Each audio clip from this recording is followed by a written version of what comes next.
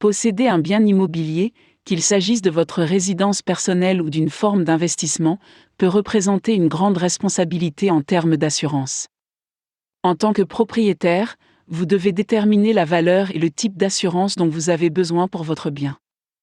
Mais beaucoup de gens ne sont pas très conscients de la manière dont les bases de l'assurance fonctionnent réellement. Le vrai problème apparaît alors lorsque des problèmes surviennent, comme un procès ou une chute. Dans de tels cas, le fait de ne pas avoir la bonne assurance ou couverture peut entraîner des dépenses importantes. Vous devez donc vous renseigner sur les bases de l'assurance de votre propriété si vous envisagez d'en acquérir une. Deux des points les plus importants sont les suivants: la couverture des biens physiques et la couverture des poursuites ou de la responsabilité civile. À propos des biens matériels.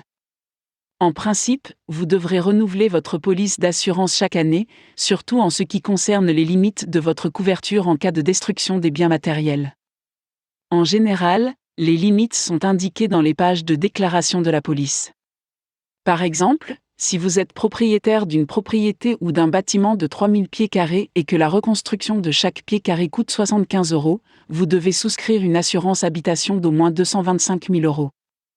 Vous devez vous rappeler que la structure est le seul élément couvert par la police, à l'exclusion des terrains puisqu'ils ne sont généralement pas détruits. Si vous avez des structures détachées comme des garages, des piscines et d'autres éléments essentiels comme des appareils électroménagers, vous devez demander à votre agent d'assurance d'en calculer la valeur totale et d'obtenir une couverture suffisante pour tous vos biens déclarés. Si vous n'avez qu'une couverture de 150 000 €, mais que la reconstruction et le remplacement de vos biens coûtent 225 000 €, vous ne recevrez que 150 000 € de la compagnie d'assurance et rien de plus. Vous devrez épargner votre propre argent pour reconstruire votre propriété, même si vous avez une police d'assurance. Il est donc conseillé de faire réviser votre page de déclaration et de vous assurer que vous avez une couverture adéquate en fonction du coût réel de la reconstruction. Protection de la responsabilité civile. L'assurance offre également une protection en matière de responsabilité lorsque vous êtes confronté à des poursuites judiciaires concernant votre propriété. Par exemple, si vous avez un locataire qui possède un chien et que ce dernier mord un enfant du voisinage, vous serez également poursuivi.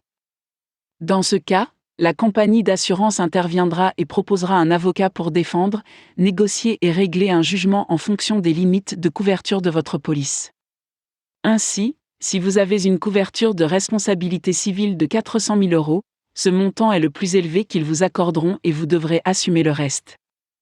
Vous devez donc faire une estimation de votre valeur nette et de votre potentiel de gain pour vous assurer que vous disposez d'une couverture responsabilité civile suffisante au cas où le pire se produirait. Ce ne sont là que les bases de l'assurance de vos biens.